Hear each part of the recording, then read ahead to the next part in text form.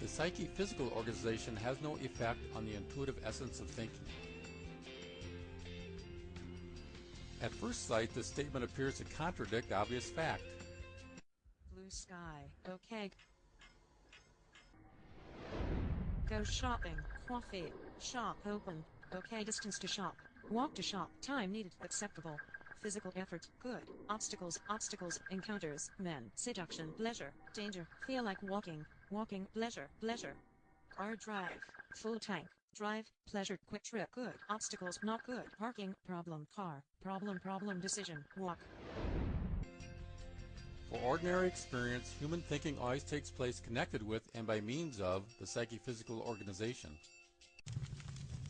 Inside your head, there's a little voice talking, often, continuously. At this very moment, your little voice is silent, or more discreet because you're listening to me. Well, at least I hope so. But if I stop, there it starts again. You're wondering, what does he want? Where does he want to lead us? And so many other questions that I cannot even begin to imagine. It speaks clear and loud with well-structured sentences. But is it the only voice in your head? Or are there many more or less audible? Sometimes it's not even a sentence, just a chain of words. Tired, drink coffee. And deep inside, there are images which summarize ideas, actions, and concepts. Cup, empty. We use shortcuts all the time to compress our thoughts, gain time and space. Make more coffee in kitchen. On a deeper level, mental operations are taking place without your consent. So we're in the middle of an intellectual revolution, and the revolution encompasses neuroscience, sociology, psychology, genetics, behavioral economics, and a variety of other fields.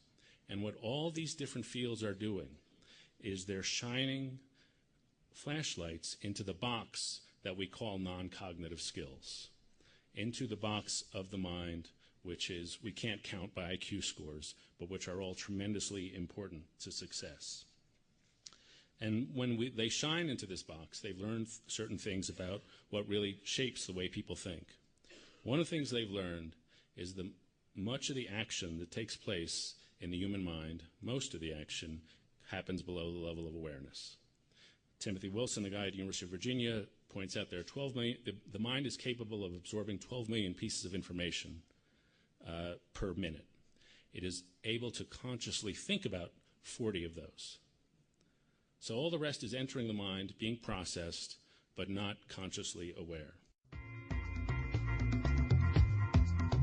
I don't believe there's such a thing as free will in the sense of a ghost in the machine, a spirit or soul that somehow reads the TV screen of the senses and pushes buttons and pulls levers of behavior. There's no sense that we can make of that. I think our behavior is the product of physical processes in the brain. On the other hand, when you have a brain that consists of 100 billion neurons connected by 100 trillion synapses, there is a vast amount of complexity that means that human choices will not be predictable in any simple way from the stimuli that have impinged on it beforehand.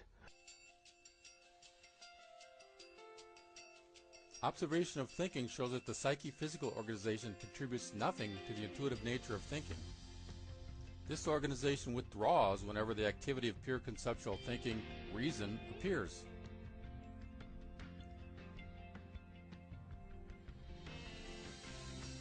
Thinking suspends the activity of the psyche-physical organization.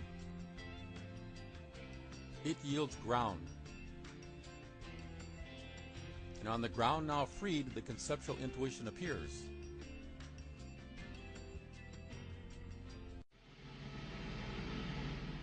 Believe it or not, you can actually see an original idea happening, which is why this volunteer has been wired up.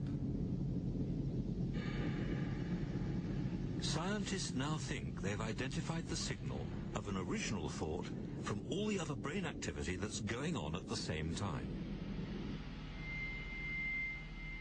The cleaned up trace looks like this. But the problem with trying to measure an original thought is getting someone to have one in the first place. It's virtually impossible to force somebody to have an original idea while they're connected to so much equipment. But scientists believe that you get the same sense of revelation when you solve an optical illusion. Scientists call it the aha moment. It looks like a lot of black dots, but if our volunteer looks long enough, somewhere in there is an image that he should recognize.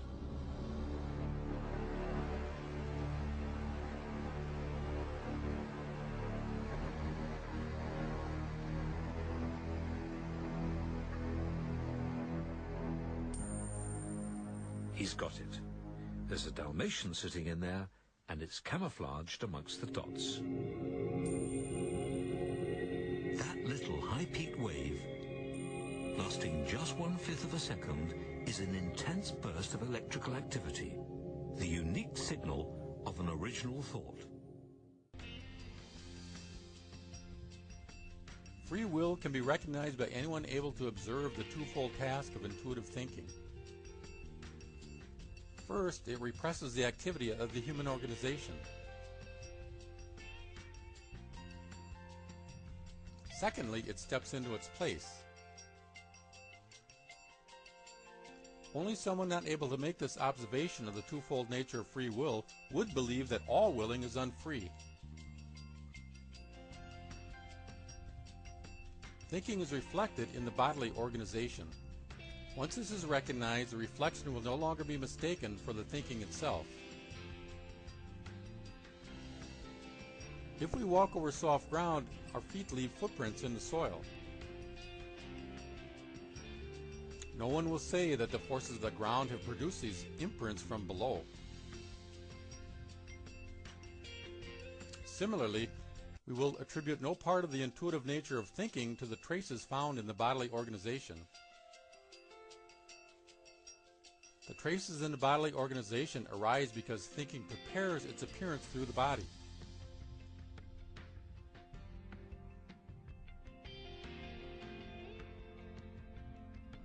Human beings are unfree insofar as they cannot complete the process of suppressing the organic activity.